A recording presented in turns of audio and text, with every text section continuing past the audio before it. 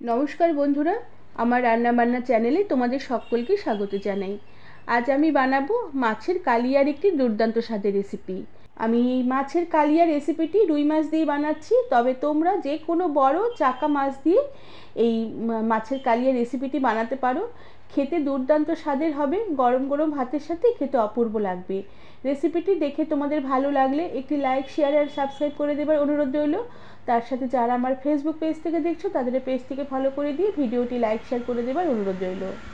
আমি প্রথমে 4 পিস রুই মাছ বেশ ভালো করে বেছে ধুয়ে নিয়ে নুন আর হলুদ গুঁড়ো মাখিয়ে আগেই রেখে দিয়েছিলাম। আর সাথে মাছে আলু দেবো, এর জন্য একটি মিডিয়াম সাইজের আলুর খোসা ছাড়িয়ে একটু বড় বড় ডুমো ডুমো করে কেটে জলে ভিজিয়ে রেখেছি। এরপরে আমি মাছ ভেজে নেব। এর জন্য কড়াতে পরিমাণ মতন তেল বেশ ভালো করে গরম করে নিয়ে নুন হলুদ মাখানো মাছগুলোকে তেলে দিয়ে দিলাম। এবার মাছগুলোকে বেশ ভালো করে উল্টে পাল্টে লাল করে ভেজে নেব। আর এই মাছের রেসিপির মাছ একটু কড়া করে লাল করে ভাজতে হবে, কেননা কালিয়ার মাছ একটু কড়া করে ভাজতে হয়। আমি সচরাচর মাছ খুব একটা কড়া করে ভাজি না, হালকা করেই ভাজি। তবে এই মাছের রেসিপির মাছ একটু কড়া করে লাল করে ভেজে আমি কড়া থেকে তুলে নিলাম। আর এরপরই কড়ার এই তেলেই আমি খানিকটা গোটা জিরে ফোড়ন দিলাম। অল্প সামান্য জিরে ফোড়ন দিয়েছি। আর জিরে ফোড়নের সুন্দর একটা সুগন্ধ বেরোলে আমি অল্প করে একটু পেঁয়াজ একদম মিহি করে কুচিয়ে রেখেছিলাম, সেই মিহি করে কুচনো পেঁয়াজ এই তেলে দিয়ে দিলাম। এবার এই কুচনো পেঁয়াজগুলোকে বেশ ভালো করে একটু হালকা করে ভেজে নেব, তবে খুব একটা লাল লাল করে ভাজবো না। পেঁয়াজ একটু স্বচ্ছ হয়ে নরম হয়ে আসবে, আর পেঁয়াজের কালারটা একটু চেঞ্জ হয়ে আসবে, এরকমভাবে পেঁয়াজটা ভাজবো। এরপরে এই পেঁয়াজে দিয়ে দিলাম কেটে রাখা আলুগুলোকে।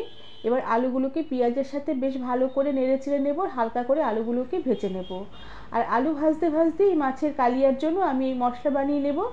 শুকনো খোলায় দিয়ে দিলাম গরম মশলা, তার সাথে আছে এলাচ, দারচিনি, লবঙ্গ আর একটি তেজপাতা, শুকনো লঙ্কা। এবার এই গরম মশলাগুলোকে কিছুক্ষণ একটু নেড়ে চেড়ে নেব। হালকা একটু ভাজা হয়ে এলে আমি কয়েকটা গোটা মশলা দিয়ে দেবো। গোটা মশলায় আছে গোটা জিরে, গোটা ধনে আর গোটা পানমৌরি। এবার গোটা মশলার গোটা গরম মশলা বেশ ভালো করে নেড়ে চেড়ে নেব। তবে গরম মশলার মধ্যে খানিকটা গোলমরিচও আছে, সেটা আমি বলতে ভুলে গেছিলাম। এবার এই সমস্ত ভাজা মশলাগুলোকে একটি পাত্রে নামিয়ে ঠান্ডা করে নিয়ে মিক্সার গ্রাইন্ডারের বাটিতে দিয়ে দিলাম। সাথে সামান্য করে একটু পেঁয়াজ কুচি দিয়ে দিলাম। পেঁয়াজের পরিমাণটা খুবই সামান্য দিলাম। সাথে দিলাম পরিমাণ মতন রসুন, আর সাথে সামান্য একটু আদা। আর ঝালের জন্য দিলাম কয়েকটা কাঁচা লঙ্কা। ঝালটা তোমরা তোমাদের নিজেদের রুচি অনুযায়ী দেবে, কেননা এখানে গোলমরিচও দেওয়া আছে, শুকনো লঙ্কা দেওয়া আছে। আর তার সাথে সামান্য একটু টমেটো দিলাম। আর অল্প একটু জল দিয়ে সমস্ত মশলাগুলোকে বেশ ভালো করে মসৃণ করে আমি একসাথে পেস্ট করে নিয়ে এই আলু ভাজার কড়াতে এই মশলাগুলোকে দিয়ে দিলাম। সাথে মশলার বাটি ধুয়ে সামান্য পরিমাণে একটু জল দিয়ে দিলাম। এখানে আমি আর কোনো রকমের কোনো মশলা অ্যাড করব না, শুধু দিয়ে দিলাম পরিমাণ মতো নুন, আর তার সাথে দিয়ে দিলাম পরিমাণ মতো হলুদ গুঁড়ো।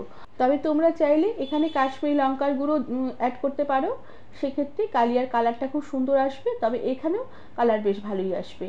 এবার সমস্ত মশলাগুলোকে বেশ ভালো করে নেড়ে চেড়ে কষিয়ে নেব।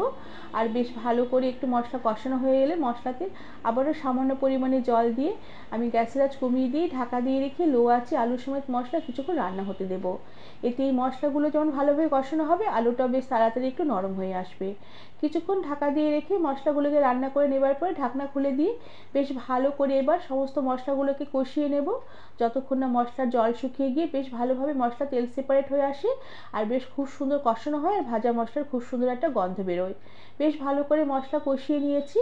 এবার আমি ঝোলের জন্য পরিমাণ মতন জল দিয়ে দিলাম। জলের পরিমাণটা এখানে আমি বেশি দিয়েছি, কেননা আলুগুলো সেদ্ধ হবে, মাছটা একটু বেশ ভালো করে সেদ্ধ হবে। আর এখানে আমি ফুটন্ত গরম জলই ব্যবহার করেছি। জল দিয়ে বেশ ভালো করে নেড়ে চেড়ে নিয়ে গ্যাসের আঁচটা একটু কমিয়ে দিয়ে ঢাকা দিয়ে রেখি আমি লো আঁচে কিছুক্ষণই মাছের ঝোল ফুটতে দেবো, আর আলুগুলোকে কিছুক্ষণ একটু সেদ্ধ হতে দেবো। কেননা মাছ ভাজা আগে দিয়ে দিলে মাছটা বেশি সেদ্ধ হয়ে বেশি নরম হয়ে যাবে, এক্ষেত্রে খেতে এতটা ভালো লাগবে না।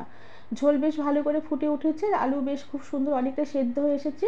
এবার ভাজা মাছগুলোকে দিয়ে আবারও ঢাকা দিয়ে রেখে আমি আবারও কিছুক্ষণ মাছের ঝোল আলু একসাথে ফুটিয়ে নেব। এতে মাছও খুব সুন্দরভাবে মজে আসবে, আলু খুব ভালোভাবে সেদ্ধ হয়ে যাবে, আর ঝোলটাও ফুটে অনেকটাই ঘন হয়ে আসবে। বেশ কিছুক্ষণ এভাবে লো আঁচে ঢাকা দিয়ে রেখে আমি মাছের কালিয়া রান্না করে নিয়েছি। দেখো আলু খুব সুন্দর একদম গলে গেছে, মাছও মজে একদম পুরো নরম হয়ে গেছে, আর ঝোলটাও বেশ ফুটে অনেকটাই ঘন হয়ে এসেছে। এবার ঝোলে নুনের পরিমাণটা একটু চেক করে নিতে হবে। যদি নুন লাগে এই সময় একটু অল্প পরিমাণে নুন দিয়ে দেওয়া যেতে পারে, দিয়ে মাছের ঝোলটা একটু ফুটিয়ে নেওয়া যেতে পারে।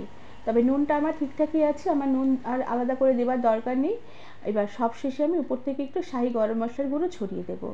তার আগে আমি গ্যাসের আঁচটা বন্ধ করে দিলাম।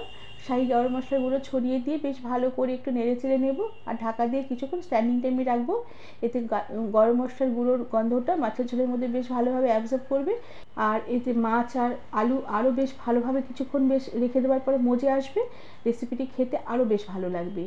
বন্ধুরা, আমার আজকের এই মাছের কালিয়া রেসিপিটি তোমাদের কেমন লাগলো আমাকে তোমরা কমেন্ট করে জানাবে। ভালো লাগলে একটি লাইক, শেয়ার আর সাবস্ক্রাইব করে দেবার অনুরোধ রইল। তার সাথে পাশে থাকা বেল আইকনটা প্রেস করে দেবে, যাতে আমার সব নতুন ভিডিও নোটিফিকেশান সবার আগে তোমাদের কাছে পৌঁছে যাবে। আজ তাহলে আসি, পরে আবার অন্য কোনো নতুন রেসিপির সাথে দেখা হবে। ধন্যবাদ বন্ধুরা।